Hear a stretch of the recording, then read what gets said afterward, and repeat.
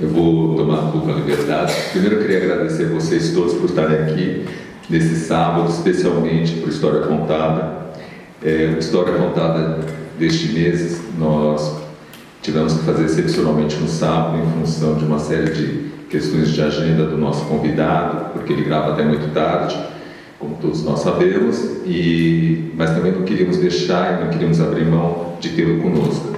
Como todos vocês sabem, História Contada não é simplesmente um encontro, mas é um registro sobre a memória de pessoas que escrevem a história da nossa cidade, que participam no desenvolvimento criativo e inovador da nossa cidade e que participam e que são da comunidade judaica. Então, esse documento todo está sendo sempre registrado e ele é destinado ao Arquivo Histórico Judaico, do qual nós temos o maior prazer de estar compartilhando esse projeto.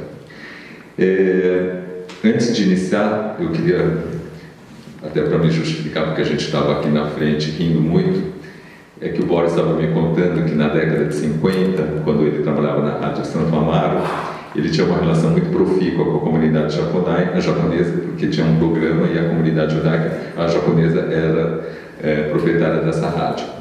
Com um pouco de saudosismo, a minha família foi dona de um veículo da comunidade japonesa muito importante, que era um jornal, e nós estávamos aí então trocando essas fofocas de bastidor dos tempos das minhas andanças e do início da minha carreira, não obviamente na década de 50, espero que vocês possam imaginar isso, mas mais para a década de 80.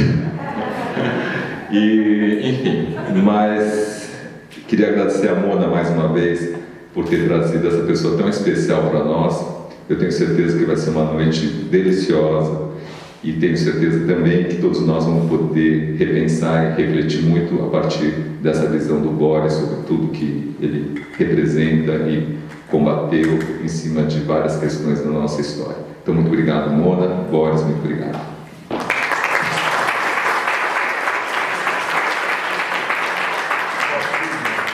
Por favor, Boris, seja bem-vindo, pode se sentar. Você escolhe, Boris, a esquerda ou a direita? Tá, tanto faz. Como você quiser. Bom, boa noite a todos, sejam bem-vindos a essa casa. Eu queria, antes de começar e de explicar o projeto, chamar de novo o Bruno aqui, pedir que todos se levantassem. Eu gostaria de fazer um minuto de silêncio em memória ao Elie Wiesel, falecido hoje em Nova York. O Elie Wiesel talvez foi o primeiro texto que eu li, por ter estudado num colégio francês, sobre sobreviventes de Holocausto. Na minha família não tinha ninguém. Depois, mais tarde, quando eu casei com um descendente de polonês, tinha muita gente da família dele, mas eu, dos 15 aos 18 anos, li tudo que eu podia encontrar pela minha frente sobre o Holocausto e memória de Holocausto. E o Elie Wiesel talvez tenha sido um dos primeiros textos, e fiquei muito comovida com a morte dele. Então, gostaria que a gente pensasse um minuto, pelo menos, nele, fechasse os olhos, e a Elaine, nossa assistente aqui do Projeto História Contada, vai dar o tempo para a gente depois do minuto, ok?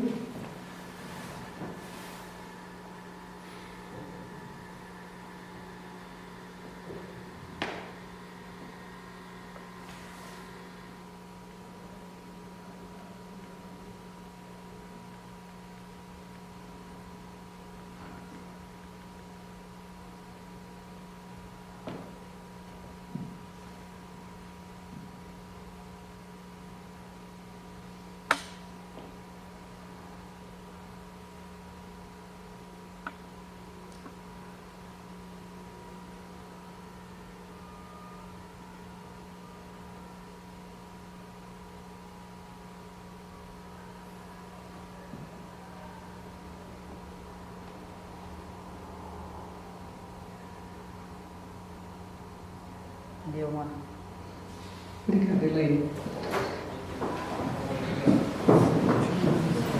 Tem gente chegando, se as pessoas quiserem se aproximar, eu queria dizer que esse projeto, a ideia dele é uma coisa bastante intimista, onde todo mundo participa, por isso que ele é feito nessa sala. A gente grava depois para ele ser colocado na internet, e depois, viu, Boris, para o conteúdo ficar para sempre. Hoje em dia a internet arquiva tudo, né?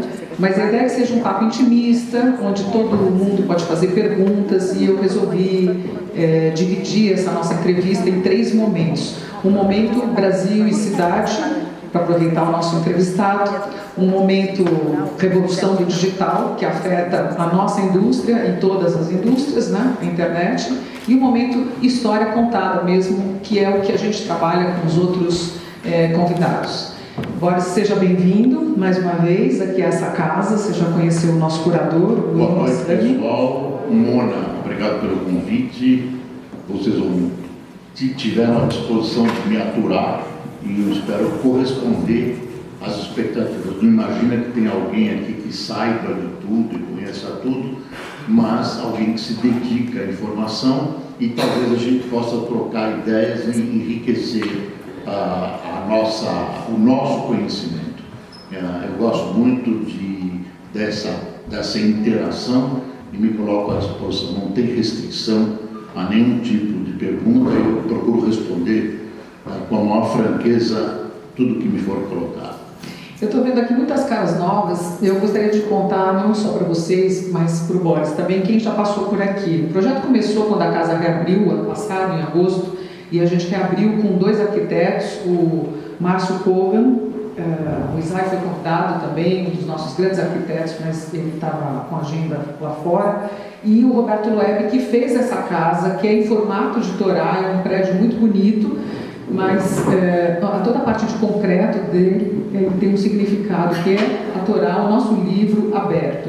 Então esse foi o primeiro debate, depois foram personalidades. Aí tivemos a Rita Lobo, que recentemente se redescobriu judia, ela casou com um jornalista chamado Ilan Koh, aí descobriu que tinha uma avó da Hungria, no mesmo lugar que Elie Wiesel, que era judia, e retomou um pouco esse passado judaico dela. Nós tivemos aqui com Mariana Zatz, o mês passado, com Jacob Ginsburg, editor da Perspectiva, com o empresário Benjamin Steinbrück.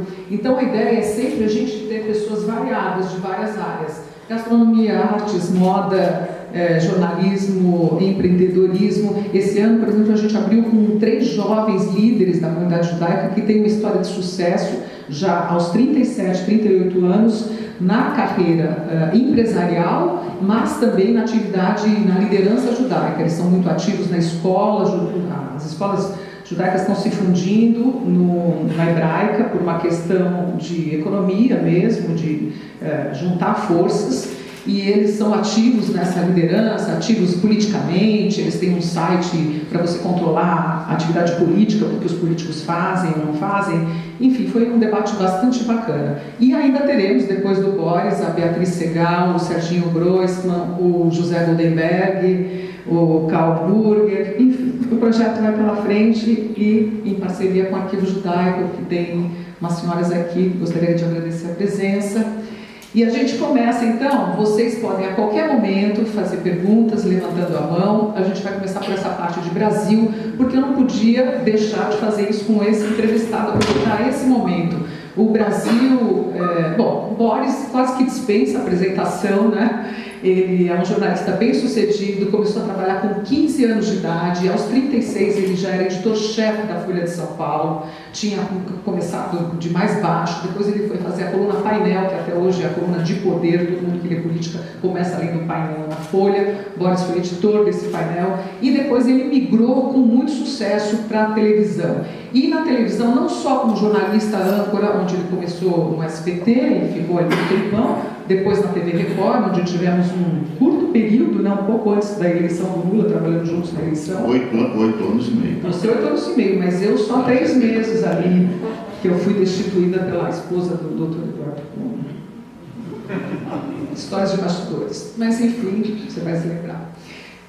Tive, infelizmente, um contato muito breve, porque eu sempre ria, porque o Boris, além dele ser um jornalista, quando ele vai, ele leva uma turma com ele. Ele diz, eu quero meus repórteres, eu quero meus editores, eu quero... Então, ele empreendeu dentro do jornalismo, que era uma coisa diferente, não tinha isso, de você levar uma equipe e exigir. Levava. Eram outros tempos, mas enfim, durante um bom tempo, 2 gerações talvez, e aí eu brincava que eu trabalhava na Record, que era a Palestina, tinha Israel e a Palestina. Israel era a redação do Boris, e a Palestina era onde eu e a Mônica Vlodvogel trabalhávamos naquele ano. Aí teve um remeleixo ali, um probleminha aqui, aí eu e Mônica fomos trabalhar de repórteres do Boris. E agora ele está ancorando o Jornal da Noite da Bandeirantes, ancorando os debates sobre eleições, vai provavelmente ancorar esse Também ano. não sei. É tudo uma incógnita nesse Brasil. Então vamos começar É interessante a gente falar dos debates também. dos debates? Dos debates, porque os debates na televisão são cada vez mais engessados. Ah, sim, é verdade. São cada vez mais engessados e eles se realizam por parte dos candidatos por dever e ofício, porque provavelmente, se dependesse deles, eles não fariam. Então, as reuniões prévias são assustadoras, porque as exigências são muitas. Os debates, eu não sei se tem alguém aqui que se lembra, começaram livres. As pessoas falavam à vontade, o mediador podia interferir e dizer, olha, o senhor não falou tudo. Eu mesmo mediei debates assim. Agora, os debates são muito engessados. O jornalista e a bancada de jornalistas que pergunta não pode contestar. Eles têm medo da contestação e é quase um monólogo. Tem um momento lá que eles se falam, tem um momento que eles se enfrentam, mas é muito pouco. Agora, a Bandeirantes, ela tem uma tradição em debates e eles costumam ser os mais interessantes, com todo esse engessamento, pelo que eu me lembro. E também o debate está indo ao ar, Mona, muito tarde. Quer dizer, os debates começam 10 e pouco, num dia de semana, e grande parte da população não assiste a esses debates. Eu acho que o horário gratuito devia ser um horário de debates permanentes. Até porque esse ano não vai ter tanto dinheiro para eleição como nos outros anos. Então vai ser uma campanha diferente, os debates vão contar muito, vão ter um peso, imagino, muito maior do que nos outros anos. Provavelmente, mas engessados assim, eles perdem muito. Perdem muito.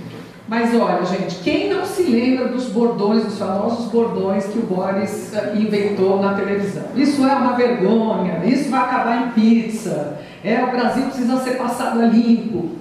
Então, a pergunta é a seguinte, Boris, para começar, o Brasil está sendo passado a limpo? Eu acho que estamos tentando passar o Brasil a limpo. Eu acho que estão acontecendo algumas coisas positivas. Eu acho que nós todos estamos chocados com o que a gente está assistindo em termos de descobertas de corrupção. Elas estavam entranhadas na política brasileira, elas existiam há muito tempo.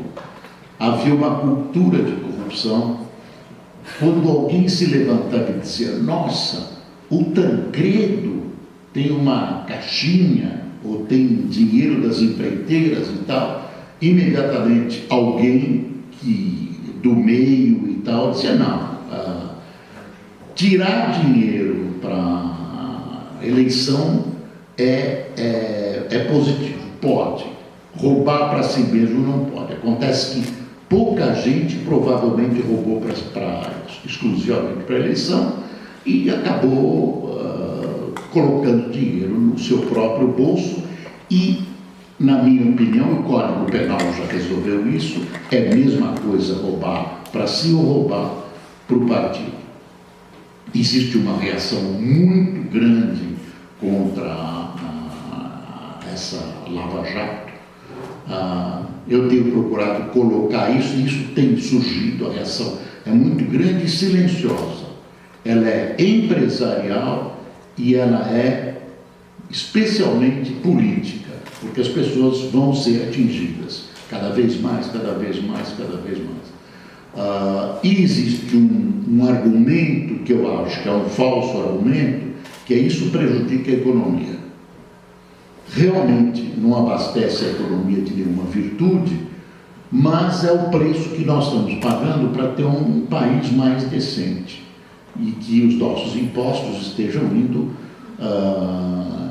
estejam se dirigindo, sendo dirigidos em benefício da sociedade. É doloroso ver gente dormindo na rua e os caras se refastelando com bilhões de reais do dinheiro público. Quer dizer, nós estamos atrasados em relação a alguns outros países que já resolveram isso há muito tempo. Eu acho bom o que está acontecendo, eu acho que a direção é boa, mas ainda falta muito. Eu acho que a nossa representação parlamentar é ruim. Eu imagino que o voto distrital possa ser melhor. A representação, imagina, um estado do tamanho de São Paulo, um deputado estadual tem que fazer campanha num estado gigantesco e precisa de muito dinheiro.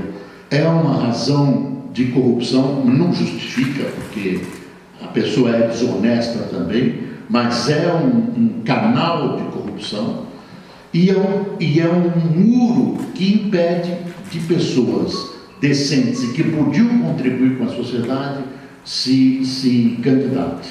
Quer dizer, eu imagino que algum dia a gente vai chegar ao voto distrital e voto distrital misto. Parlamentarismo é uma outra discussão, mas é uma discussão muito boa. No caso da presidente afastada Dilma, ela teria continuado presidente, quem cairia era o primeiro-ministro, o que não causa nenhum assombro em nenhum país que tem parlamentarismo. Então eu gostaria, não com esse Congresso, parlamentarismo com esse Congresso seria um desastre, mas parlamentarismo eleito por distritos, ou então distrital misto, uma parte eleita por uma lista, uma parte eleita pelo distrital. A gente sabe em que está votando, vai cobrar dos nossos candidatos, e o processo de corrupção, a tentação de corrupção é muito reduzida, muito reduzida. E as pessoas que vão participar, que vão ser eleitas e que podem ser candidatas serão outras, porque o custo é muito pequeno. Hoje tem dois fatores que impedem um professor, ou alguém, ou alguma pessoa idealista de ser candidato: o custo e a vergonha de ser parlamentar. Mesmo que eu li outro dia que um menino, filho de um deputado, tinha vergonha de dizer que o pai dele era deputado na escola. Tal a imagem que se tem hoje dos políticos. Mas então, Boris, a gente está vivendo uma crise de representatividade. Como você disse, os políticos que estão aí não servem, as pessoas que estão na sociedade não querem se candidatar, o Brasil precisa fazer todo tipo de reforma. Quem é que vai fazer essas reformas? Quer dizer, o Brasil precisa ser refundado. Quem é que vai começar essa revolução assim? Mona, eu não sei. Eu sei que ela precisa ser feita. Eu tenho medo de uma constituinte agora, no olho do furacão. Há quem imagine que isso possa ser feito, eu imagino que isso possa ser feito lentamente, ou possa ser feito para outra legislatura. Porque é muito difícil que legisladores de hoje façam leis que contrariem a possibilidade deles se candidatarem. Se eles são vitoriosos eleitoralmente desse sistema, eles não vão votar contra. Esse é um impasse. Eu realmente não sei como resolver, mas existem muitas ideias. Fatiar, fazer aos poucos. Eu acho que a gravidade do quadro e o quadro que grita, que mostra, que evidencia isso, vai de alguma maneira, pela natureza das coisas, se mover nesse sentido. Já existe muito mais gente na sociedade consciente de que a representatividade não é assim, as pessoas estão participando muito mais socialmente, as comunidades de todo tipo vicejam e procuram interferir, aparecem projetos populares que não tem nada a ver com nenhum político.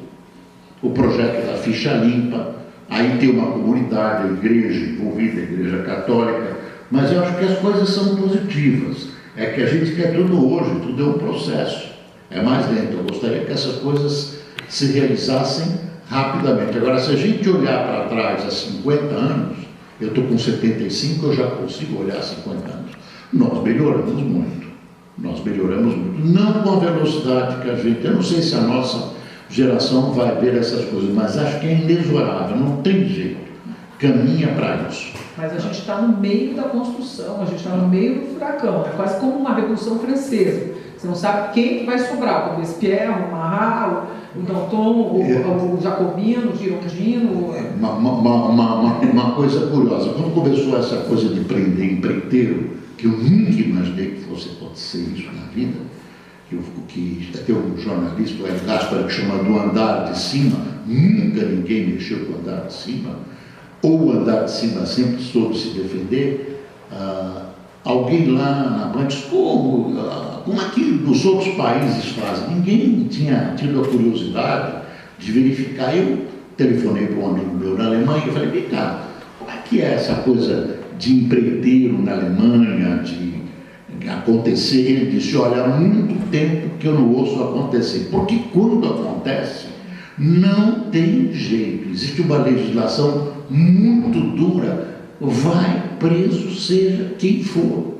Quer dizer, você precisa ter dispositivos de acompanhamento, né? Dispositivos de vigilância, e você, infelizmente, precisa ter dispositivos de punição. Infelizmente. E aqui existe uma cultura de tolerância, até com o crime. Se a gente for olhar a legislação sobre drogas, o recuo em relação aos traficantes é muito grande. Cada vez são excluídos mais traficantes, é facilitada a vida dos traficantes. Tem uma coisa, por exemplo, delator, que eles chamam de colaborador, é mal visto, porque parece que é um dedo duro. Tem muita distorção social que a gente vai acabar resolvendo, mas é um processo, mas tem que ter a sociedade tem que chuchar isso, tem que empurrar, tem que gritar. Eu acho que está surgindo uma nova geração de promotores e de juízes, já é consequência dessas mobilizações da sociedade, do esclarecimento das pessoas. Esses juízes e esses promotores que surgiram aí, surgiram com uma geração. Eu vejo que surge uma geração nova de jornalistas, a gente vai percebendo na redação, ainda convivem com os mais antigos, e a geração é melhor. A geração é melhor, é menos ideologia, mais prática. Tem gente ruim em todos os setores, mas tem uma liderança, né, uma frente que é produto dessa evolução. Eu acho que no Brasil tem uma integração muito melhor das comunidades, como a comunidade judaica. Eu acho que não existe, eu acho que o antissemitismo está sendo reduzido, porque esse novo espírito é muito contra. Claro que existem defeitos, tem gente, mas o espírito é muito mais de integração e de uma vivência pacífica. O antissemitismo está mais isolado. Quer dizer, existem comportamentos novos, existe uma legislação que protege a mulher. A questão da mulher está chegando rapidamente ao Brasil, às vezes até demais, às vezes até exacerbado, o feminismo exacerbado, mas é bom, eu acho que isso vai sendo regulado, na própria natureza dos processos políticos e evolutivos, vai criando, digamos, mentes novas, mais avançadas, e mais na direção de um convívio melhor e de uma exigência maior. Se tem defeito, vai ter antissemitismo, nós vamos ter recaídas, mas o processo é sempre adiante. Agora acabou essa dicotomia de comunismo e mercado. As pessoas estão mais conformadas em achar um ponto de equilíbrio entre o que é social e o que é mercado. Eu sou otimista. Eu sou otimista. Super otimista. Então, assim, uma delícia a gente está ouvindo dessa noite de sábado você tão otimista. Não, eu estou otimista, eu não sei o tempo. Uma visão mais o pessimismo é que eu não sei se nós vamos ver isso. Eu não sei. Não, eu acho que é sempre bom. Eu não sei se é minha.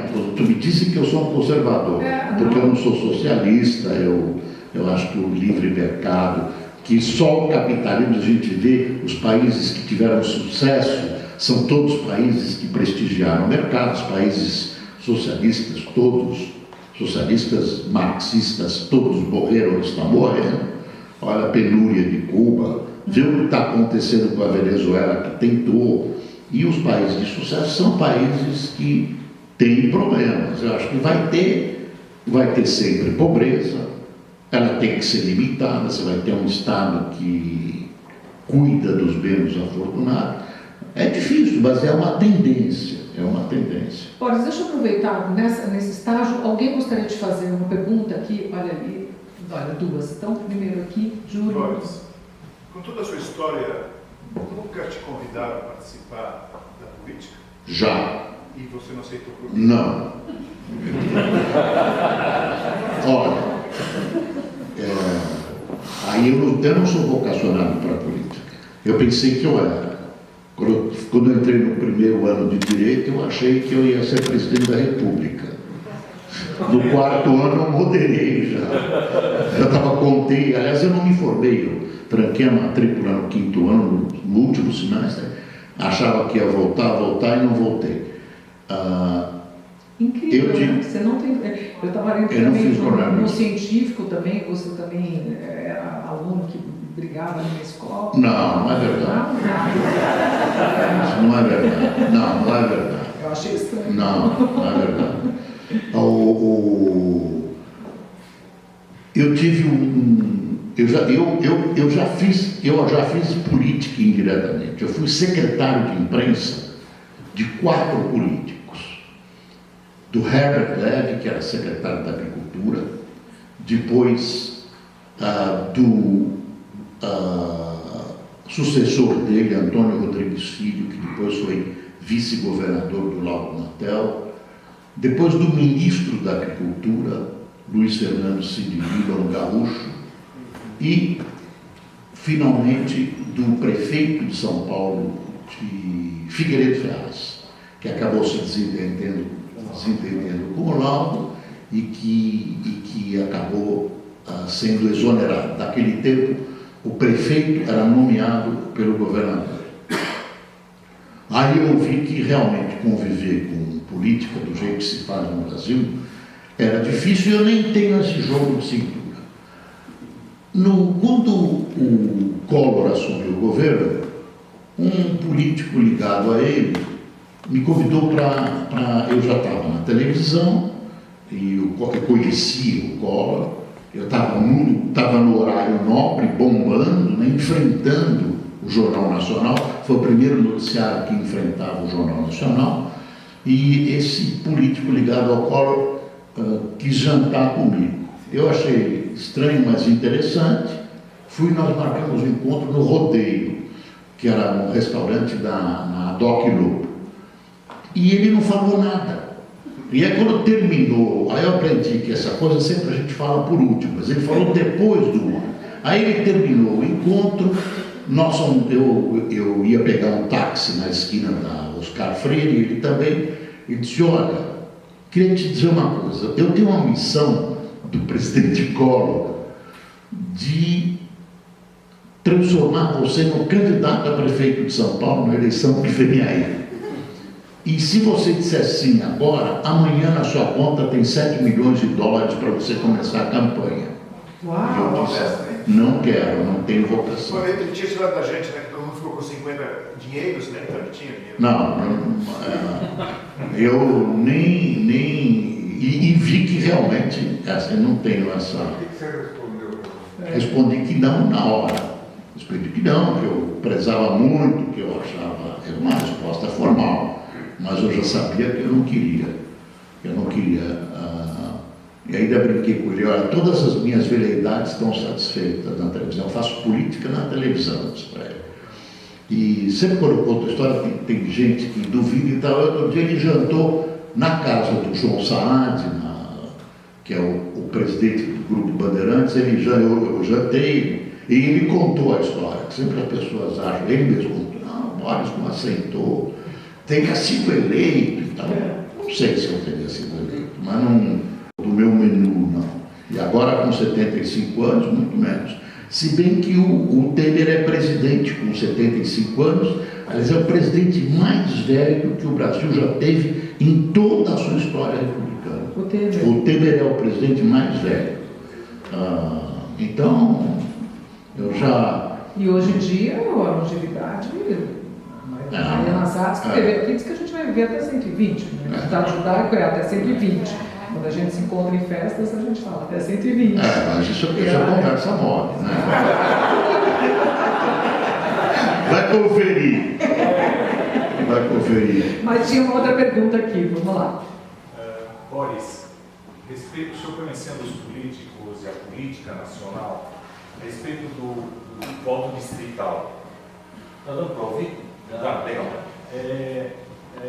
Como é que nós vamos pegar no estado de São Paulo, fazer voto distrital com 40 milhões de habitantes, e pegar um estado menor, no norte do país, que você tem uma representatividade proporcionalmente menor à sua população, e tentar mudar isso? Essa pergunta eu já fiz a um candidato. Eu acho que isso é quase matemática. Eu acho que tem uma maneira de solucionar e tem uma maneira de atenuar se isso pesar muito, que é o voto distrital misto. Você faz uma lista de candidatos que o voto é igual ao de hoje.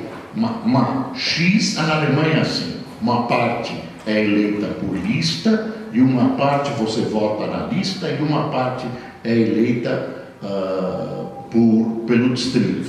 Aí você tem jeito de trazer muita gente nova. Tem muita gente, muito empresário, muita gente que até tem esse munus público, essa vontade de servir, que não quer se candidatar. Um monte de gente, jornalistas que eu conheço, que poderiam contribuir, que tem lastro, gente que tem muito, especialmente empresário.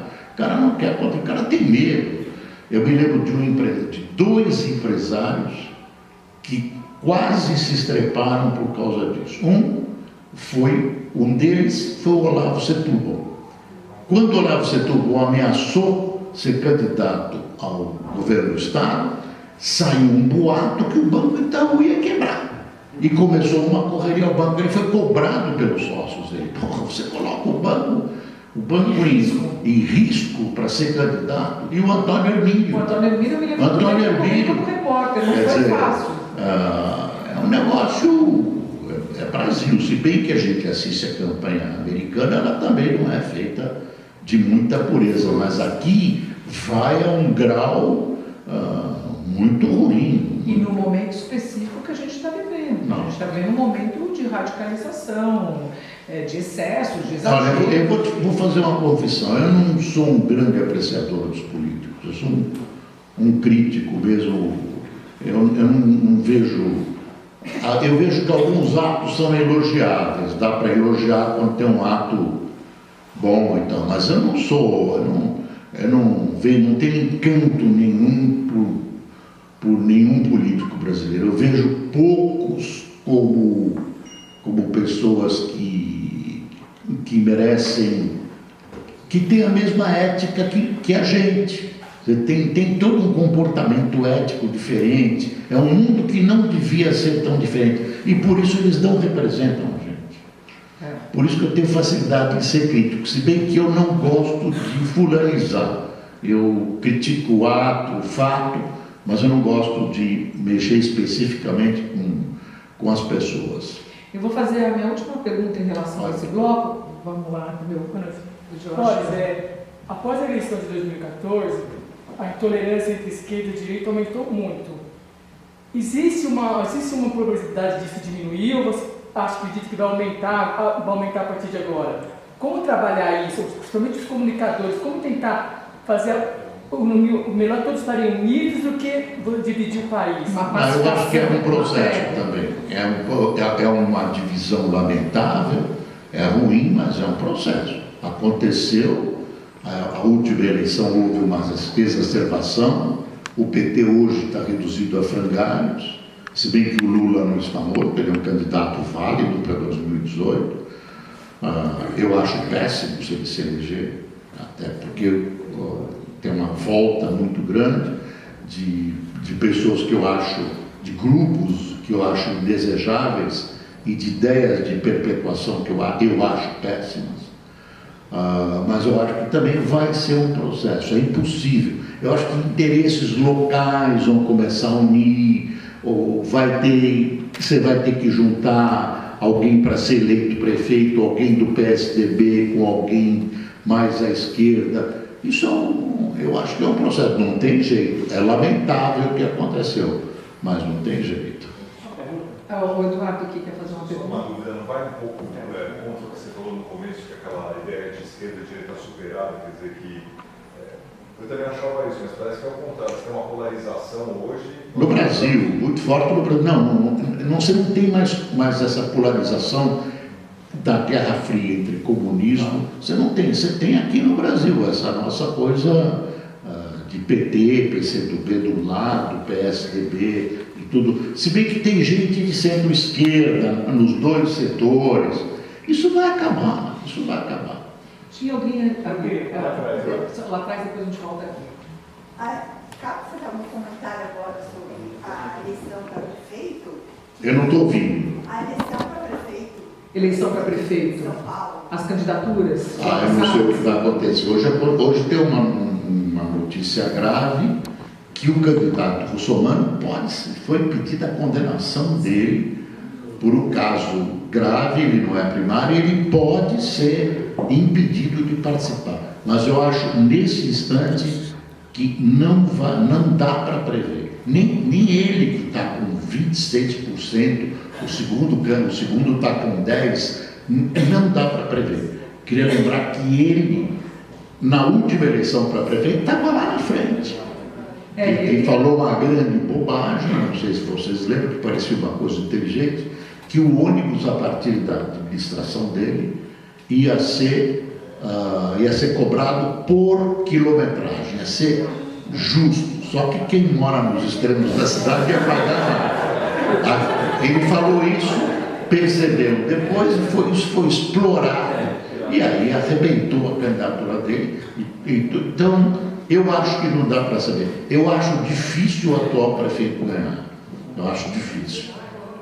Aí é opinião pessoal, acho que ele fez pouquíssimo pela cidade, não foi uma administração inteligente, até porque ele é uma pessoa competente, é um professor, eu não vejo como um homem desonesto. Eu acho que ele não tem uma noção... Ele talvez foi mal assessorado. Não, isso é uma boa desculpa. Fulano é ótimo, mas é mal assessorado. Não, porque ele fez tanto erro que... Não, mas ele se notabilizou por coisas polêmicas, como as ciclovias e tudo, e, quer dizer... Agora ele está voltando para Cidade Limpa. Não, a cidade não tem... eu acho que... E também ele tem a sina de ser petista.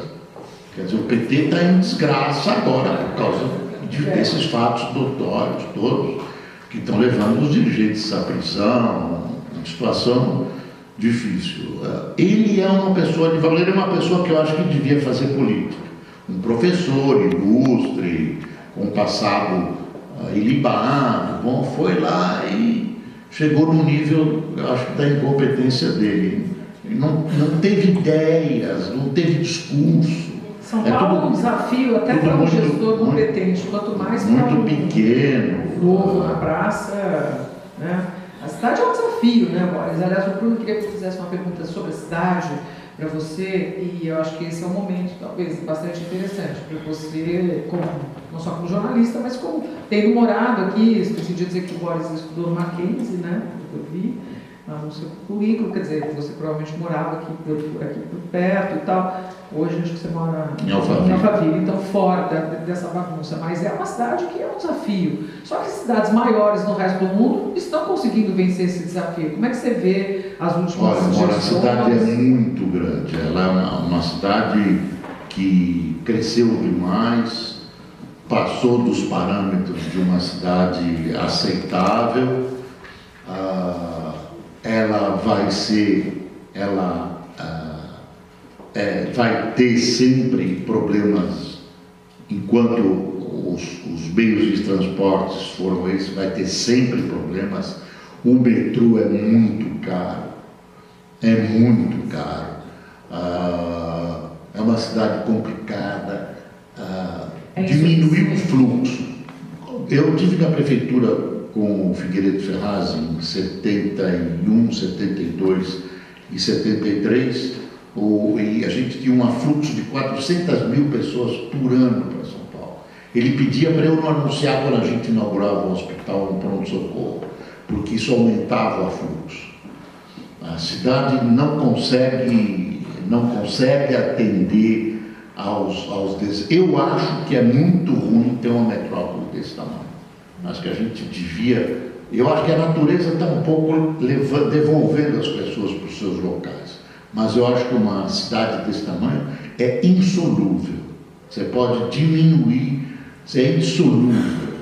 Eu me lembro do seguinte, as pessoas vinham para São Paulo,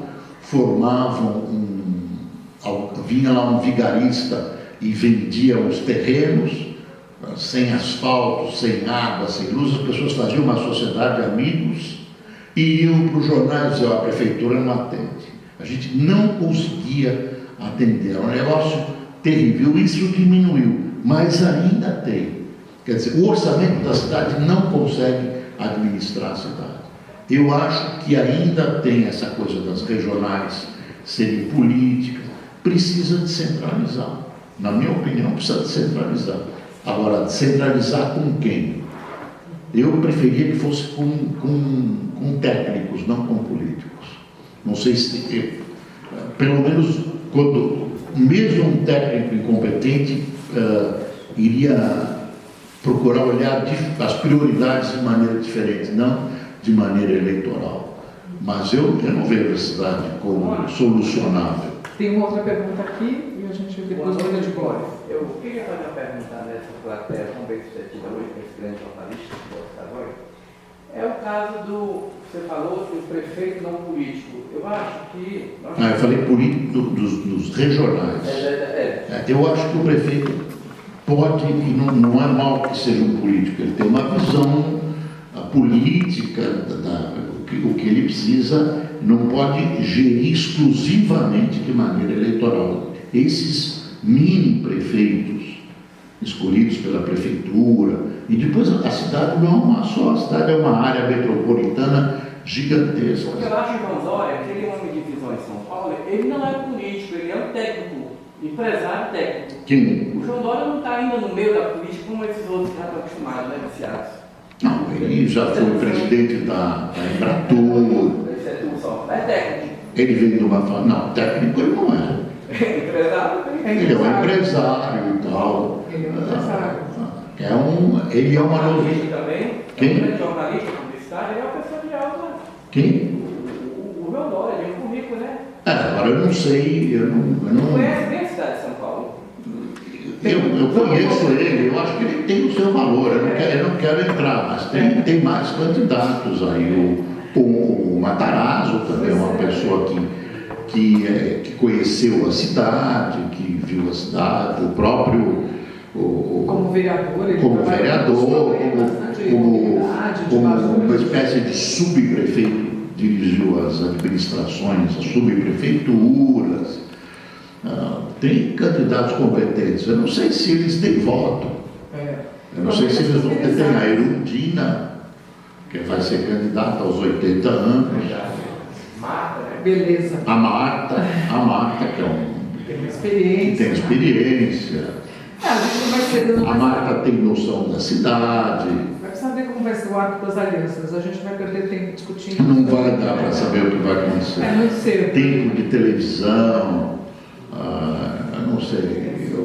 Olha, como eu disse, anunciei aqui, são 3 blocos, então a gente está terminando isso aqui com uma última pergunta de Brasil, porque a sensação que a gente fica é que o rombo foi tão grande, fala-se em 170 bilhões, de que vai levar décadas para se recuperar. Eu sou uma pessoa que costuma olhar o lado do copo cheio, mas te confesso, Boris, que ultimamente, conversando com muita gente de muitas áreas, eu sinto que há assim, cansaço, tipo assim, nós não... Ele, apesar de falar em economia, ele, para ganhar espaço eleitoral dentro do Congresso e simpatias em determinados círculos importantes da opinião pública, ele, por exemplo, deu um aumento maior que a inflação para o Bolsa Família, que nem a presidente Dilma ia dar. Ele deu auxílio para o Rio, ele deu aumento para o funcionalismo, aumento para o judiciário. Me disseram ontem uma coisa assustadora, que ele vai ter que dar uma pedalada para pagar tudo isso. Aí sim vai dar atenção para o inimigo. Não, e quem me disse isso foi gente gente ligada a ele. Olha, como é que vai resolver essas despesas? A Dilma resolveu dando pedalada. Quer dizer, eu estou imaginando se o governo Temer der uma pedalada, o que vai acontecer com algumas pedaladas. Não pode. Agora, lá tem gente muito esperta, eu não sei o que vai acontecer. Mas a pergunta que eu ia emendar, Boris, é assim: a gente tem uma economia onde praticamente, está aqui meu irmão, que sempre me ensina muita coisa, que é da área econômica, que 70% da economia brasileira passa pelo Estado. As pessoas têm negócios com o Estado, não tem, provavelmente nessa sala deve ter gente que tem, de alguma forma ou outra, ou é contratado pelo Estado, presta serviço pelo Estado, quer dizer, a gente tem milhares de estatais que aí ameaçam ser privatizadas para o bem, né? Imagino, não para o mal, mas me parece que a área agrícola, o setor da agricultura, é uma coisa que está fora um pouco do nosso campo de visão, que a gente vive nesse centro urbano. Não, vai muito bem. Vai muito bem. É um Brasil onde a gente tem um respiro, onde a gente, assim, conversando já com É uma agricultura competitiva com qualquer país do mundo. Por que a gente não pode ser competitivo? Por que não podemos ser competitivos? Tem que criar um clima de crença no mercado e na iniciativa privada. O Estado disciplina, fiscaliza e cuida do pessoal lá embaixo. O pessoal, mas tem gente que imagina, eu acho que o Estado quanto menor a presença do Estado, eu sou pelo Estado mínimo mesmo. E tem um monte de gente que pensa assim, inclusive o Temer. Agora, você não pode desmanchar essas coisas que estão funcionando em um dia, mas você pode ir lentamente mexendo com isso. Eu não sei porque o Estado tem que ter companhia disso e companhia daquilo. Tem que privatizar. Pode ter banco de fomento, mas não precisa ter coisas gigantescas. Caixa Econômica, Banco do Brasil, BNDES, cabide de emprego, nós estamos pagando. Eu acho que é um governo que está vendo assim, acho que o governo do PT tinha essa visão do Brasil grande com indução estatal. Tem gente que eu respeito que ainda acha que deve ter que o Estado deve ser o grande indutor do progresso. Eu vou devagar nessa tese, eu não como. Não somos um país escandinavo, né? Se fosse um país pequeno, né? Do jeito que eu estou dizendo, somos um país continental. Nem os países escandinavos são mais escandinavos. Já mudou.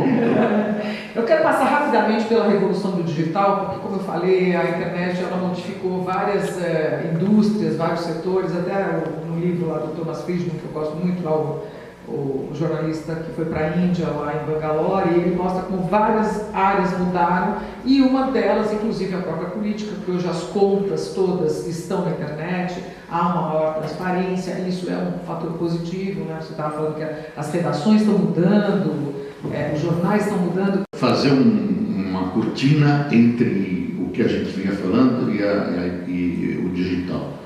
Eu acho que esse desenvolvimento que a gente espera, essa civilização que a gente quer, a redução da violência, passam pela educação. Não pela escola, mas por uma boa educação. Por aí eu acho que aí o digital pode ser uma boa opção. Na minha opinião, essas questões todas de utilização indevida, você não vai acabar com a faca porque alguém pode matar alguém com uma faca de bolo. Quer dizer, eu acho que isso vai ser também. Parece que é tudo que eu você não vai segundo. Carta caiu, agora é tudo e-mail. Aí ele me disse: pô, você ainda lê carta?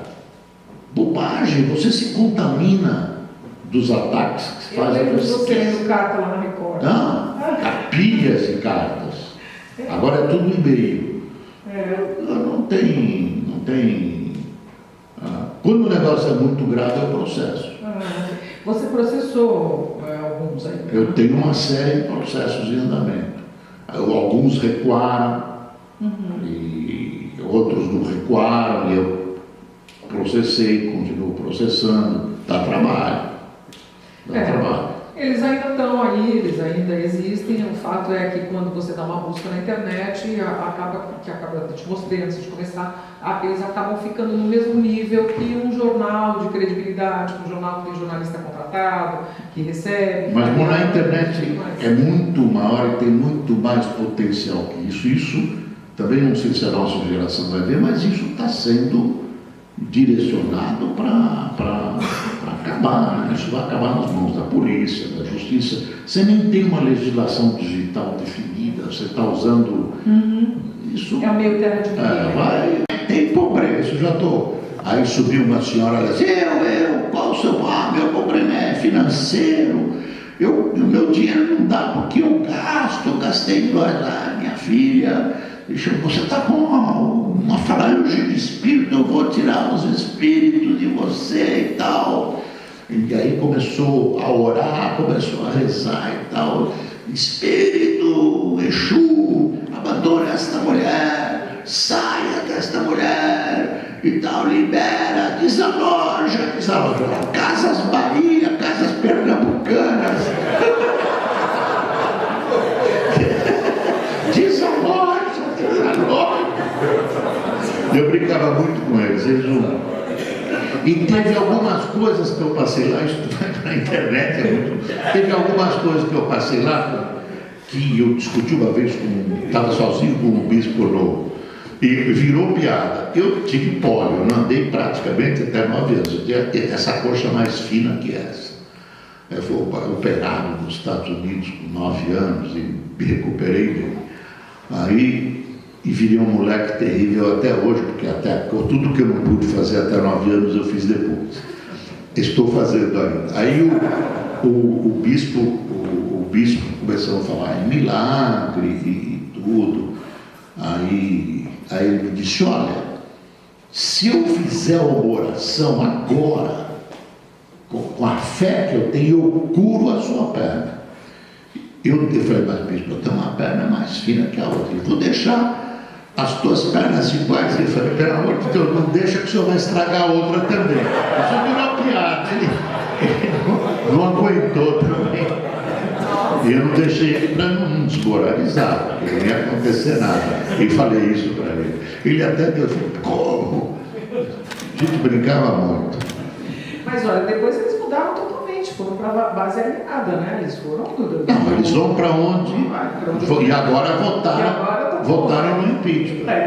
Não, eles vão para onde a Bíblia sofre. Eles eram um partido político, eles não gostam que seja um partido político de ligado à igreja.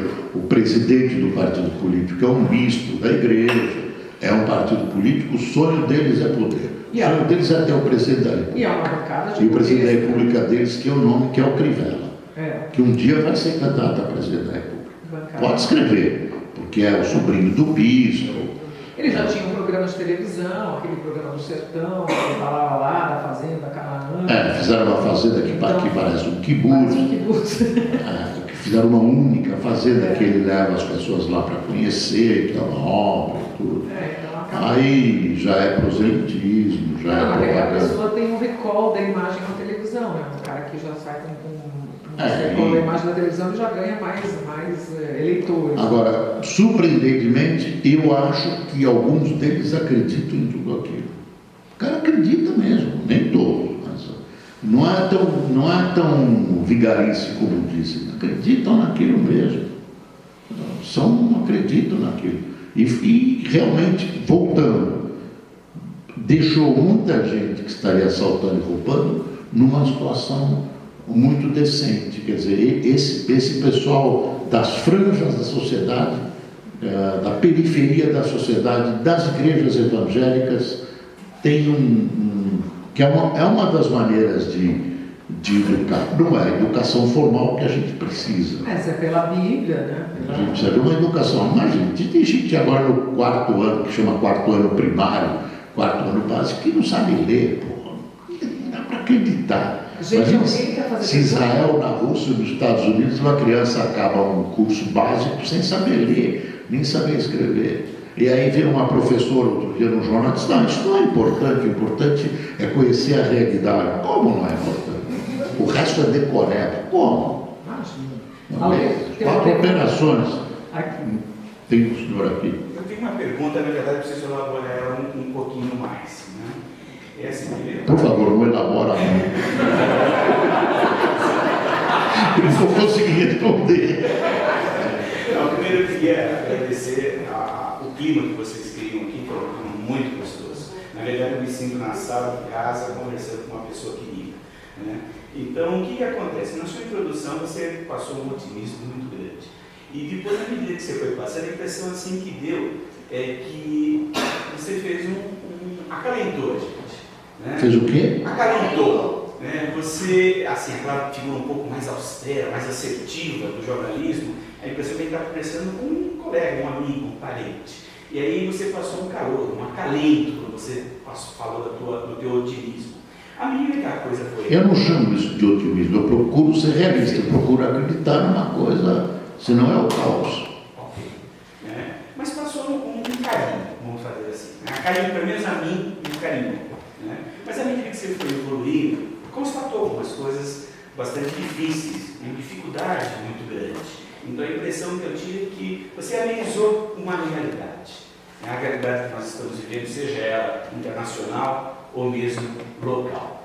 E aí, quando você fala assim, passa para mim uma consciência muito grande do seu papel enquanto formador de opinião.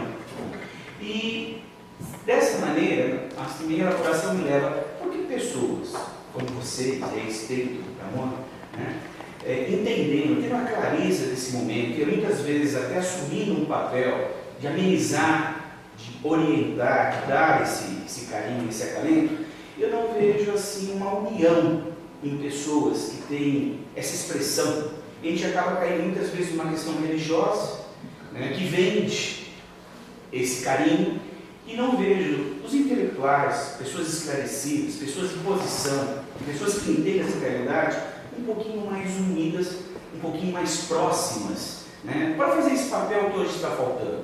Não digo de uma educação, mas de um clarear maior para a nossa sociedade. Você vê essa possibilidade? Eu acho que tem gente, eu não tento amenizar. Se eu amenizei, eu peço desculpas, não tento amenizar. Eu tento buscar uma realidade, às vezes contra o que eu penso. Por exemplo, hoje o jornal já está estampando uma coisa que já tinham me dito, eu tinha colocado, que é uma luz do fundo do túnel e tal. Eu não tento amenizar.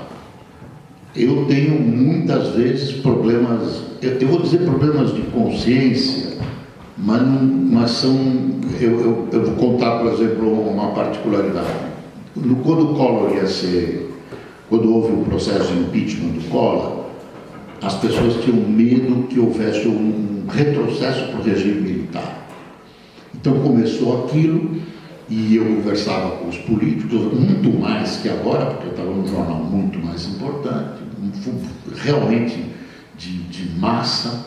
Aí me ligava o Ulisses, me ligava o Brizola, o Tancredo, toma cuidado, vai devagar. Então, olha, o Tancredo, o Brizola falou isso lá no Rio Grande do Sul, está pequeno, não está grande, porque isso já os militares, toda essa conversa. Então, quando eu saía, a redação era longe do estúdio, no SBT. Quando eu saía, eu tenho a memória de que eu ia fazendo uma consulta de consciência.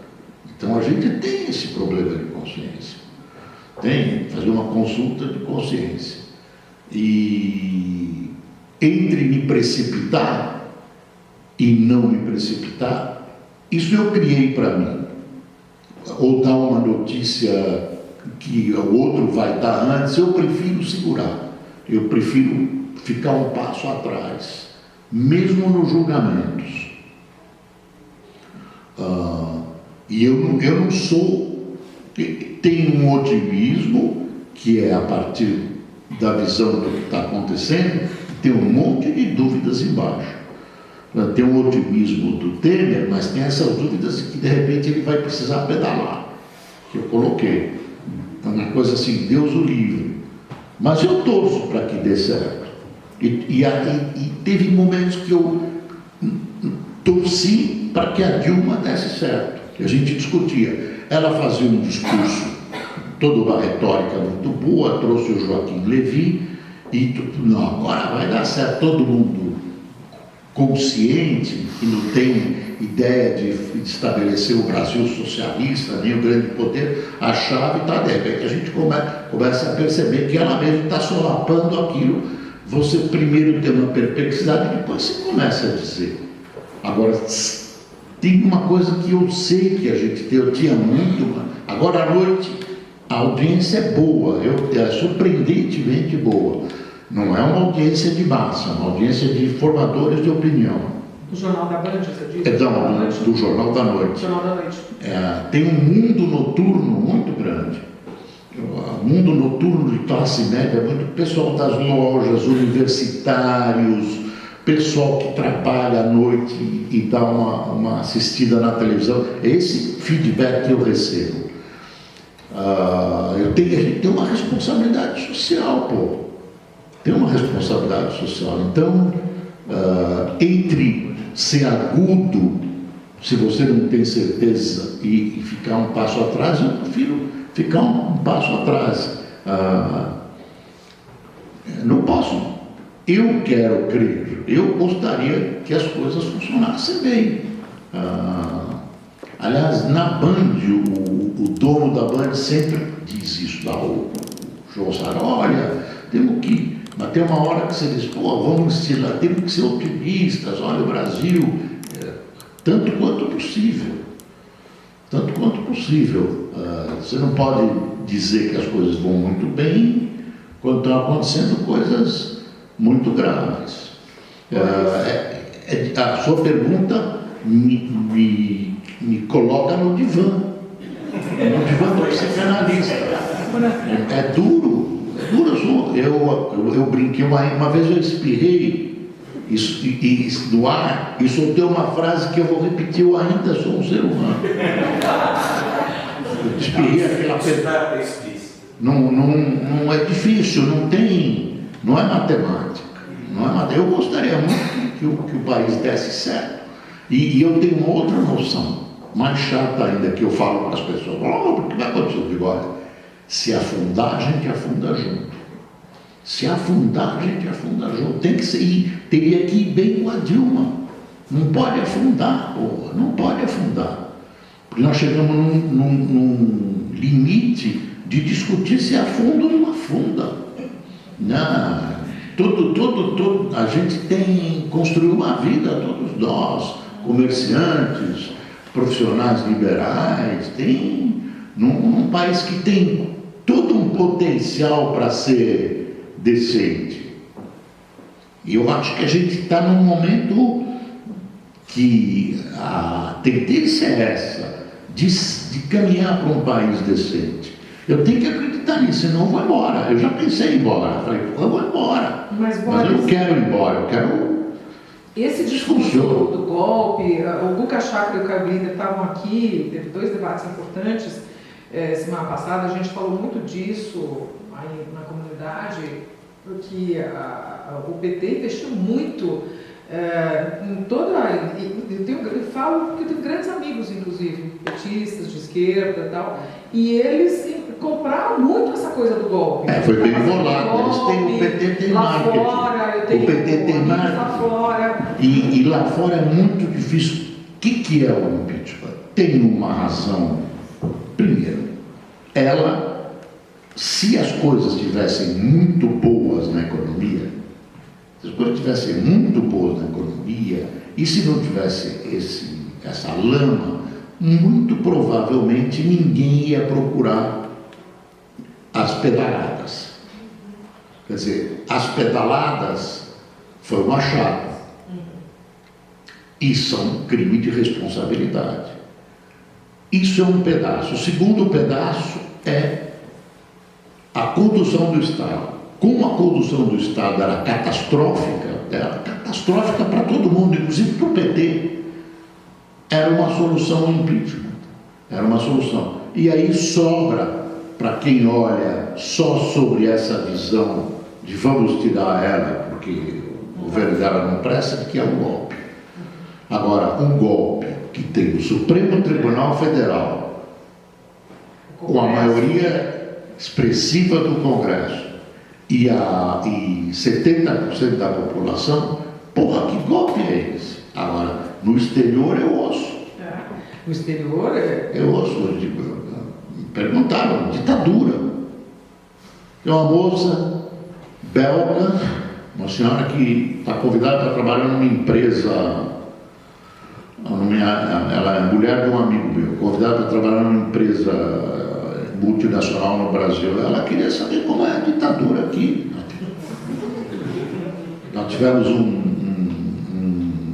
uma conversa via Skype, vamos ter outra na semana que vem, que ela pediu, ela tem uma impressão totalmente distorcida. Eu conheci uma amiga, uma sobrinha que trabalha em relações exteriores na França, e eu falei, olha, escuta, essa coisa do golpe, tem muitos jornalistas escrevendo, eu leio sempre os estrangeiros, Le Monde e tudo, pegou ou não pegou? Ela falou, olha, no início não, mas nos últimos, a gente estava falando um período de 40 dias, mas nas últimas semanas, quando eles começaram a ver quem assumiu, os ministros que tinham problemas e que foram caindo, essa turma que entrou e que, como o Congresso é tão corrupto quanto e tal, acabou ficando mesmo que foi um golpe. Não, é mesmo. Aí tem aquele jornalista, o Greenwald lá, que escreve no Intercept lá nos Estados Unidos, que ganhou o prêmio Pulitzer. Também achou que era um golpe. Fica falando lá, fica falando, na internet fica rolando isso e tal. Enfim. Não tem menor sentido. Um golpe patrocinado pelo Supremo. Não tem conversa. Não tem conversa. E agora houve uma coisa que as pessoas, que eu acho que foi mal coberto pelos jornais. Esses peritos que fizeram uma análise. Fizeram uma análise séria. Ela é responsável pelos decretos. Tem duas coisas. Decretos não autorizados, que o Congresso deveria autorizar, ela decretou, e tem o outro pedaço que são as pedaladas, que é a utilização de bancos públicos para pagar despesas, e que soam como empréstimo. Então tem as duas partes. Eles colocam uns peritos, que ninguém sabe quem são, eles vão lá e dizem, eu vou resumir, encontramos digitais dela nos decretos. Claro, ela assinou o decreto, está lá, assinado por ela. E não encontramos digitais dela nas pedaladas. Ninguém que vai fazer uma pedalada dessa, assina, não precisa assinar a pedalada. Ela dá uma ordem, é uma política de Estado, ela dá uma ordem. Eles disseram simplesmente isso, e o pessoal, inocente nas pedaladas. Agora estão usando isso, ela mesma está usando isso malandramente. Não encontraram nada. Nem podiam encontrar, aliás, nem tenho que pesquisar, porque a pedalada não é um ato formal. Não é um ato formal que o cara assina. Tanto que no fim do governo dela, ela começou a corrigir as pedaladas. Ela começou a corrigir. E eu tenho uma surpresa com essa senhora, muito... Eu conheci muita gente, eu vou conhecendo, eu era editor da Folha, Painel, presidentes, conheci boa parte dos presidentes militares, tive acesso a outros presidentes com muita frequência e tal. E eu pensava, quem o PT vai lançar como candidato a presidente quando estava terminando o segundo mandato do Lula? Aí, um belo dia, eu tinha uma entrevista para fazer naquele Passando a Limpo, vamos convidar a ministra das Minas e Energia, e veio a Dilma. A Dilma veio e a entrevista foi muito boa, ela respondeu muito bem, ela já tinha uma boa imagem, nós fomos jantar. E todos os contatos posteriores que eu tive com ela, eu achei ela uma pessoa muito preparada e excepcional. Muito preparada e excepcional. Falaram, olha, o Lula vai acabar escolhendo a Dilma. Eu não aconselhei. Eu não cheguei a isso. E, por exemplo, ela é uma pessoa que lê muito, ela é uma pessoa preparada. Ela me contou, você sabe que eu sou descendente de judeu, meu pai é judeu, o pai dela é judeu. Poxa, posso chamar ela para história contada. E ela não repudia essa origem dela. Aí eu contei uma coisa para ela que pouca gente sabe, eu vou desdobrando, que é interessante. Tem um livro, chama Os Soldados Judeus de Hitler, tem tradução, eu não sei se você sabe, tinha marechal de campo judeu no nazismo, classificado como judeu, tinha general judeu com pais no campo de concentração. Alguém já sabia disso? Eu falei para ela que ela não sabia. Eu peguei e mandei o livro para ela. Tem o livro, Soldados Judeus de Hitler, é documentado. É o seguinte, só para matar a curiosidade. Começa a guerra e a SS tem aquelas classificações raciais. Quem tem avô, pai, um quarto de sangue, tinha toda uma classificação racial. E eles fazem a classificação racial, a SS vê que no exército alemão tem um monte de judeus, de pai e mãe, e um monte de classificados como judeus. E começa a exigir do exército que os judeus sejam expulsos das Forças Armadas. E o exército, que precisava de gente, começa a responder, olha, como é que a gente vai expulsar heróis da guerra de 14, que defendeu a Alemanha, judeu que defendeu a Alemanha, não podemos expulsar, é nosso companheiro, e começa a guerra e eles não podem abrir mão de um marechal de campo era o mais alto grau judeu. Aí leva um assunto para o Hitler, isso está tudo nos documentos, lá com facsímile.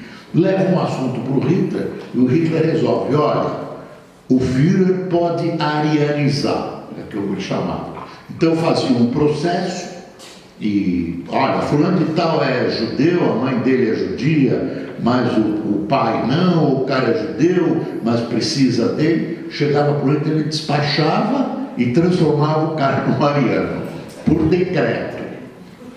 Aí começaram a aparecer tantos casos e tanta confusão que ele tem um comunicado que ele diz, olha, realmente precisa resolver esse problema, mas vamos deixar para depois da guerra. Vamos deixar esse problema para depois da guerra. E suspende toda a questão da arianização e mantém Aí tem as fotos do Marechal de Campo.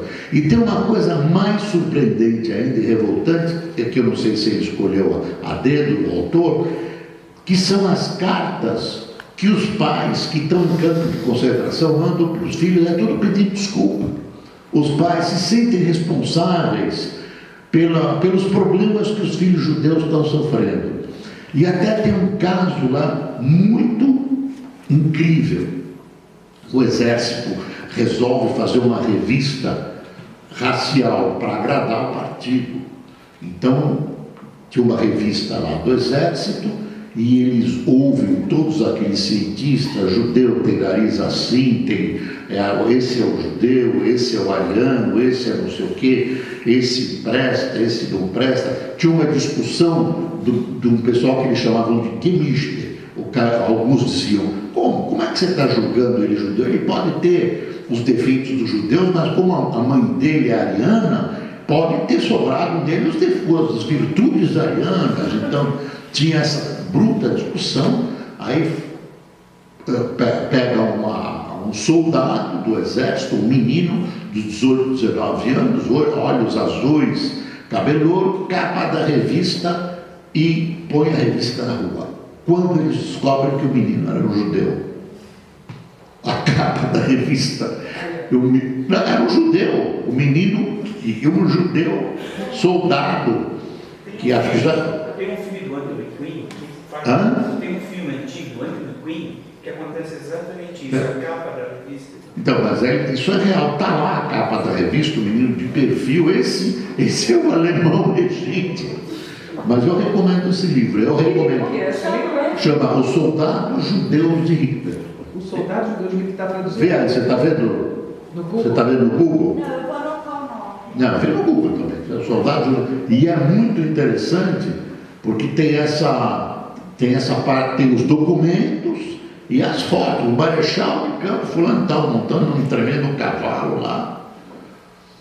E aí eu me lembro que nós discutimos tudo isso. Eu achava Dilma, quando eu vi que ela foi eleita e tudo, eu achei, nossa, ela vai ser. Ela chegou no nível de incompetência dela. Eu não entendi mais o que aconteceu. Não era mais aquela pessoa. Não era mais aquela pessoa. Agora vamos voltar para a pessoa do Boris, gente, que a gente tem. Acho que horas são agora? 5 para as 9. Então, a gente tem pouco tempo ainda, mais uns. Até às 11 horas. Então, voltando ao início do bloco da digital, no Oriente Médio, os celulares, smartphone, teve um papel muito importante quando o governo começou a proibir, transmitir algumas coisas. No Brasil, hoje, o governo começou a proibir transmissão via internet, tipo quando teve algum conflito na Turquia, alguns países assim. No Brasil hoje... Não, só em guerra que você faz. Sim, mas no Brasil hoje, essa intolerância que está tendo, você acredita que todo mundo que tem um celular na mão tornou-se um jornalista? Tipo, hoje você tem esses problemas com a nossa PM, se alguém filmar, consegue desmentir. Como você vê esse papel hoje de todo mundo ter um celular na mão e se transformar em um jornalista ou um repórter? Não é jornalismo, repórter. Sim, mas assim, eu acho bom, acho positivo. Você acha que assim, as emissoras de TV vão hoje elas vão ter que trabalhar mais uma linha de não tentar, assim, não mentir. Às vezes tem uma mentira, porque hoje qualquer pessoa pode desmentir uma notícia. Hoje há várias versões, né? Essa coisa da tendência é o seguinte: você pega uma coisa alternativa, esses jornalistas que andaram, que é todo mundo engajado, é como se o PT ou qualquer outro partido tivesse um jornal, e é de credibilidade limitada. E se você quer manter a tua freguesia, a tua clientela, eu vou pegar os jornais e eu vou pegar a Folha. Olha, eu trabalhei onde eu tive um professor disso que era o seu Frias, que era o dono do jornal, um dos donos, e que a gente tinha planos de marketing e tudo isso. Se você não busca a verdade no noticiário, porque os editoriais de opinião é outra coisa, você está estrepado. Você vai morrer, o jornal vai morrer, é um produto. É um produto. E ele era muito crítico. Eu sofri na mão dele, 15 anos. Ele me ligava às 6 horas da manhã, 7 horas da manhã, com o jornal lido, que ele me mandava depois. Desculpe, ele dizia assim: Boris, você viu uma merda que você colocou na rua hoje? Você compraria esse jornal? Ele era do ponto de vista do leitor. E vigiava muito. Então não existe essa coisa de falsificar a notícia em quem quer viver numa sociedade de mercado. Não é porque todo mundo é bonzinho. Às vezes o dono de uma televisão, do presidente ou uma empresa, está lá o anunciante dele ou um amigo pessoal sendo crucificado. Ele pode até pedir para dar um pouco mais embaixo, mas não pode tirar. É mais fácil você incluir uma notícia do que tirar. Não funciona essa coisa de manipulação. Pode manipular na direção que você quiser, a sua opinião, para cá ou para lá. Tem jornais que têm opiniões divergentes, opostas, mas noticiário não. Noticiário tem que ser. E esse noticiário, isso só serve a fotografia, só serve o filme, o filmete, filme isso, filme aquilo, mas ninguém acredita. Não adianta, ninguém vai comprar aquilo. Você pode ter E eles dizem que estão filmando a verdade, que as pessoas escondem. Hoje há várias narrativas, né? Eu acho que assim... E os jornais podem estão até aí. errar, mas não tem essa coisa deliberada e tal. Eu tinha uma visão, quando não era editor-chefe, dessas coisas que eram manipuladas. Quando eu era menino, me dizia assim, imagine, disco voador, estou imaginando, disco voador, os governos escondem isso, a imprensa manipula, os editores dos jornais, sabe? Quando eu cheguei a editor-chefe, eu brinquei, falei, e olha os discos voadores? Como é que é? O editor-chefe sabe nada. Eu tive que proibir notícia de disco voador, porque o pessoal tem uma tendência muito forte a acreditar nessas bobagens e tudo, e acreditar coisas não comprovadas. Que existem objetos não identificados, existem, mas que daí a dizer que vem do outro mundo, não vem.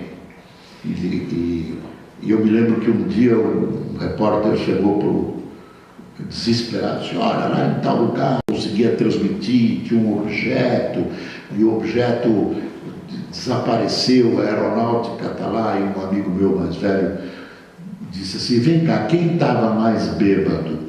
O cara que viu ou o cara que estava pilotando o disco voador? Não dá, pô. Então tem que tomar cuidado com essas coisas. Falando até de disco voador aqui, pelo amor de Deus. Boris, vamos voltar para o Boris, porque isso aqui tem que ser uma história contada sua também. A gente mudou completamente o esquema tradicional. Então eu queria acho que a gente voltasse um pouco para você, Boris. De 5, 2 já se foram recentemente, e eu estudei num colégio perto de casa que chamava Stafford, que era um bom colégio, nos Campos Elíseos, onde eu me criei. Meu pai tinha uma panificadora, uma fábrica de biscoitos, era um empresário. Eu uma vez disse que era padeiro, a minha irmã disse, não era padeiro, era um industrial que fabricava biscoitos também, mas tinha uma grande padaria no Bom Retiro, e estudei o ginásio desse colégio. No meio do ginásio fui para o Mackenzie,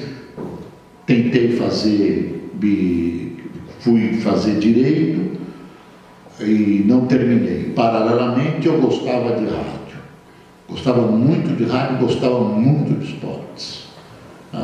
Não pude brincar e jogar futebol mais ou menos até depois da operação. Eu voltei e comecei inclusive a jogar futebol no gol. Era muito esforçado, comecei a ver times de futebol e sonhava em ser locutor esportivo. E aí abri um teste numa rádio que não existe mais, chamada Piratininga. Eu fui para lá e comecei a trabalhar. A rádio Piratininga transmitia corrida de cavalo e eu dava resultados do futebol no TUF. Quantos anos você tinha? Fala. Quantos anos você tinha? 15, de 15 para 16. Aí um amigo me convidou para trabalhar nessa rádio de japoneses, da comunidade japonesa que estava começando, transmitia em japonês, precisava de alguém que fizesse um programinha de esportes. Eu fui para lá e virei locutor comercial. De lá eu fui falar doce na Rádio Eldorado. Eu fui locutor comercial e de esportes, transmitia futebol, boxe, luta livre. E depois eu entrei na faculdade e um amigo meu me apresentou na Rádio Eldorado, que era o sonho de todos os locutores.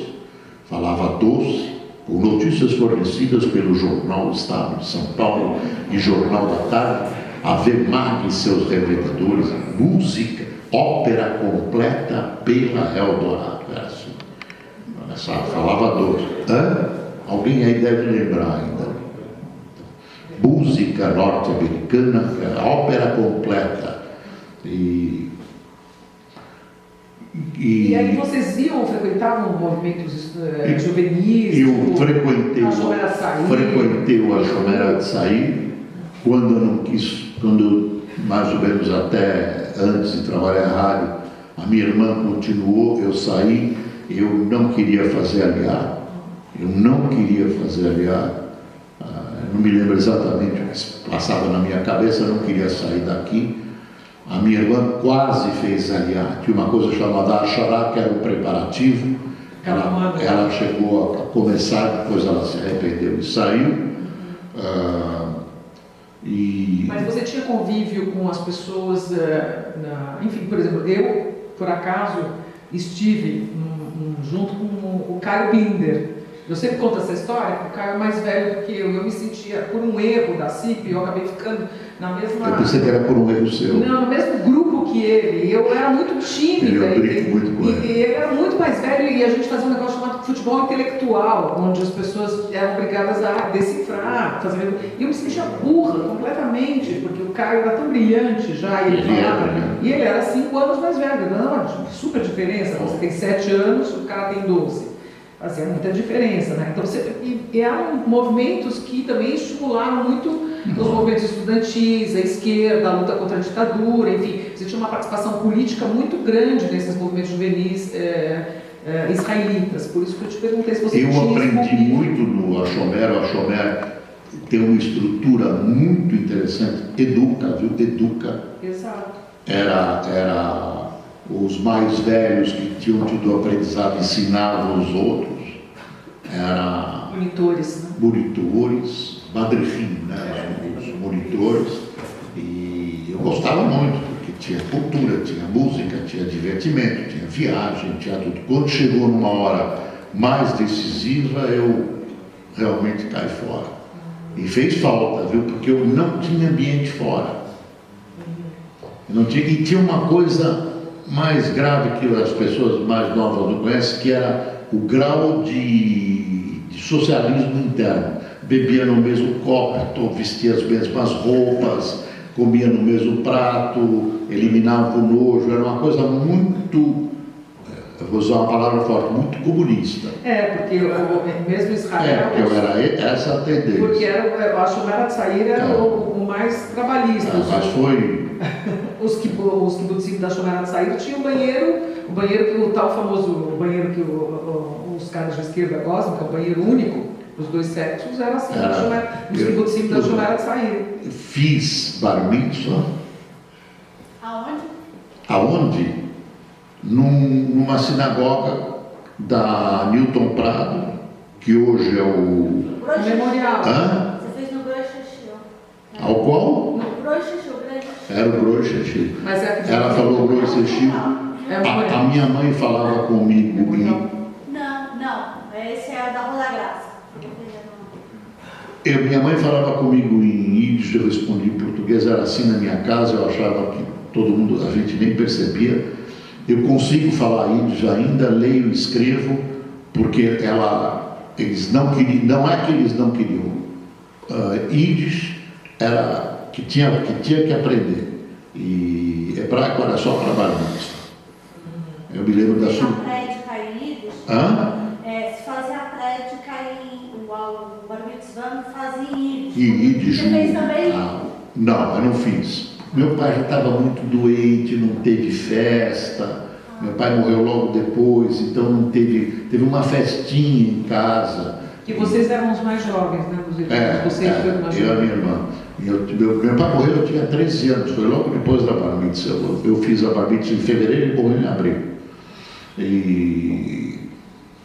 Mas eu tive uma educação judaica, na marra mesmo. Tinha um professor que vinha, chamava Lifshitz.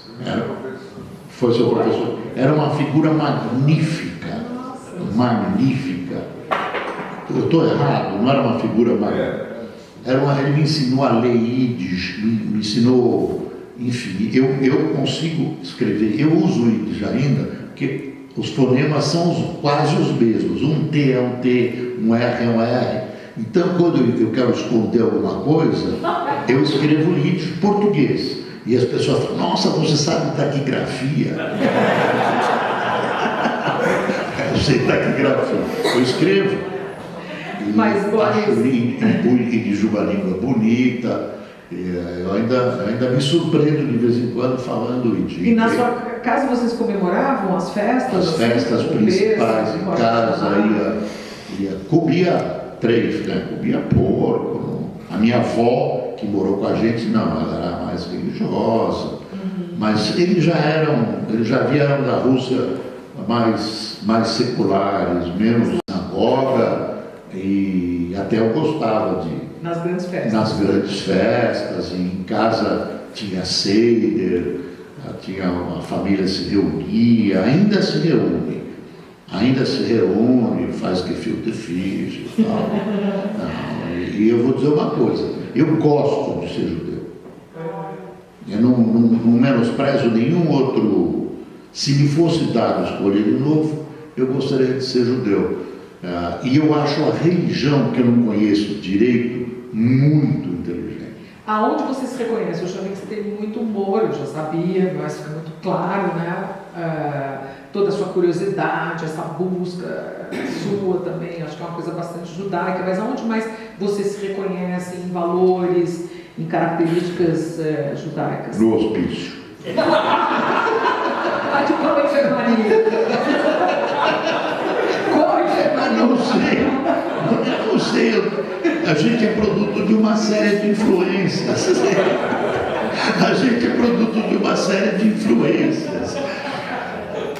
Entendeu? Uma série de influências, eu não sei, eu tive muita influência, e olha, eu era incrível, eu era um moleque problema, e a minha mãe insistia, e eu fiz um colegial, eu não era briguento do colegial, até que eu fiz um colegial muito ruim, o ginásio foi ótimo, fiz um ginásio, repetiu o primeiro ano e ia repetir o segundo. Aí eu descobri que tinha um negócio chamado curso de madureza, que não tinha presença. E eu era um vagabundérrimo, não lia, não fazia nada, vivia jogando futebol, indo no cinema. Aí eu ia na escola. Aí eu falei, mãe, eu vou fazer isso e tal, não sei o quê. Não tinha que mostrar presença, não tinha problema. Aí encontrei uma escola que chamava Santa Inês. Eu estou contando isso porque era uma escola boa. Eu encontrei uma escola que tinha um inconveniente para mim, dava aula de sábado e domingo também. Falei, tudo bem, vocabulário. Me entusiasmei. Comecei a estudar e falei, eu estou gostando disso. O professor recomendava um livro, eu ia lá, lia, naquela época ia na biblioteca, comprava e tal. Isso uns meses, um belo dia, à tarde eu estou estudando, vem a minha irmã mais velha, que já se foi, que era uma professora brilhante, de linguista, e veio à tarde e entra e diz assim, Boris, o que está acontecendo com você? A mamãe pensa que você está doente. Eu falei, não, estou estudando, convenceu minha mãe. Imagine, eu era tão vagabundo que a minha mãe achou que eu estava doente quando eu comecei a estudar. Achou que eu tinha enlouquecido. Então, mas quando eu lembro desse curso Santa Inês, eu lembro que era uma escola muito boa. Uma escola muito boa que me levou a estudar. Mas era uma escola pública? Não, era um cursinho de madureza. Que me levou a estudar, me despertou. Eu tive professores magníficos, que me levou a outras coisas. Então eu acho muito quando um jovem não consegue, eu achava que eu era burro até. Eu não sirvo para estudar. Mas aí despertou em mim um furor de leitura, E aí você já era curioso, gostava de ler, mas você não imaginava que você ia ser um jornalista? Você foi eu já estava na rádio, eu achava que ia ser radialista. Aí me convidaram para ser assessor de imprensa. Eu fui assessor de imprensa, aí me apaixonei pelo jornalismo e transmiti futebol. Numa época da minha vida, eu saí da Rádio Santo Amaro e fui convidado para trabalhar hoje é Jovem Pan, Rádio Pan-Americana, transmitir futebol durante um bom tempo. Você transmite futebol, transmitir. E gosto até hoje, seria incapaz de transmitir, não conseguiria. Mas tenho saudades, transmiti bastante, com grandes locutores, senhor Gigliotti, que me ensinou, gente muito boa. E foi fui assessor de imprensa de 4 políticos, e um belo dia, no enterro, conheci o Frias. Eu nunca tinha trabalhado no jornal. E ele disse: olha, vamos conversar, eu queria conversar com você e tal. Nós começamos a conversar, e quando eu saí da prefeitura, ele me telefonou e disse: olha, eu quero que você venha trabalhar comigo. Você tinha uns 30 anos ali, né? Eu tinha 33 anos. E aí aos 36 você já Aos era 34 a primeira vez. Eu fui 2 vezes editor-chefe da Folha. A primeira vez eu não aguentei, não estava preparado. E a segunda vez foi numa emergência, quando o governo militar ameaçou intervir no jornal, ameaçou fechar o jornal. Que não fechava, suspendia. Teve uma publicação que desagradou lá, e eu estava de férias e fui chamado para assumir, aí eu fiquei 8 anos. Eu lembrei daquele episódio que durante muito tempo também ficavam falando que você era do CCC, do Comando de Caça Comunista e tal. Você sofreu com isso? Claro. A acusação era a seguinte: existia um pessoal, eu sempre fui anticomunista, mas não era nazista, e tinha um movimento nazistoide dentro do Mackenzie. E um belo dia a revista, o que eu nunca participei, um belo dia, até porque era difícil, um belo dia a revista O Cruzeiro fez uma reportagem sobre o CCC e colocou, tem várias pessoas que não eram lá, inclusive 2 guerrilheiros. Esses 2 guerrilheiros estavam em Cuba, achavam que eles eram espiões, eles iam ser executados em Cuba, não foram. É uma história. E isso me marcou para sempre. Me marcou, mas eu tiro uma utilidade, eu tomo cuidado com a honra alheia. Não adianta, tem gente até que me viu em lugares que eu não estive. Que, você invadiu o Roda Viva. Eu falei, nem assisti o Roda Viva. Tem gente que me viu, e até o Carlinhos Brickman brinca com isso, porque tem uma moça jornalista que jura que me viu na invasão da Maria Antônia, na garupa de uma motocicleta com uma metralhadora. Eu não consigo nem andar, mas a gente ficar de pé numa garupa de uma motocicleta. Ninguém consegue. Então, isso marcou, não tem jeito. As pessoas não acreditam, mas é difícil encontrar um judeu nazista. É meio difícil. Não? E também teve um cara que eu processei, que escreveu um artigo. Isso foi recente. Ele foi do mesmo grupo guerrilheiro que a Dilma. Ele escreveu um artigo dizendo que eu era do CCC e tal, que o pessoal da Hebraica se irritava muito comigo porque eu ia com uma jaqueta com a suástica na Hebraica.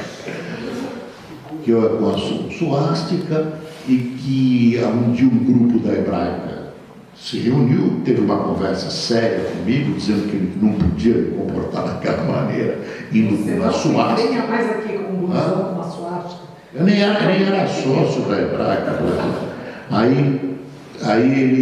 Aí que em seguida, todo aquele grupo de X pessoas, 10, 12, todo mundo foi vítima de um atentado durante uma certa época, que teria sido uma represália minha. Ele escreveu isso, aí eu processei. Era um cara que ele acabou, era um cara que levaram ele a sério, o jornal de sindicato publicou, e era um cara, esqueci o nome dele, idiotizado. Ele foi torturado e ele foi acusado de ser dedo duro que provocou a morte de vários guerrilheiros. Ele tinha 18 anos quando ele era guerrilheiro. Ele ficou surdo, porque bateram nos ouvidos dele e tudo. E quando eu vi ele lá na minha frente, e ele insistia que o juiz viu que ele era meio idiotizado, absolveu e disse: olha, acaba com isso. Ele, por exemplo, ele falou assim, o juiz perguntou, mas de onde o senhor tirou essa história? Eu disse: eu tirei da internet. Mas quem é o cara que se apresentava como pseudônimo na internet desse pessoal para me atacar? Eu diria, é uma fonte confiável, eu conheço ele, mas o senhor já viu ele? Disse, não, nunca vi, mas eu confio nele. Deu um nome lá. E aí o juiz disse, mas o senhor acha que o senhor Boris era do CCC mesmo? Tem uma sessãozinha de uma conciliação lá, uma conversa. Aí ele falou, acho, eu tenho certeza, porque na época todos os jornais deram. O Cruzeiro publicou, que era uma revista importante, e os jornais reproduziram, vários jornais reproduziram. Aí, nas primeiras páginas, ele disse, olha, meu filho, aí o juiz, falei, com licença, todos os jornais disseram que você abandonou a sua célula comunista, e é verdade. Você deu uma entrevista para todo mundo e você entregou os seus companheiros, você era um guerrilheiro arrependido. Todos os jornais publicaram. Inclusive você foi capa. Ele começou a chorar. Aí desequilibrou. O juiz, olha, vamos. E era um cara, eu acho que idiotizado por tortura mesmo. Alguém gostaria de perguntar alguma coisa?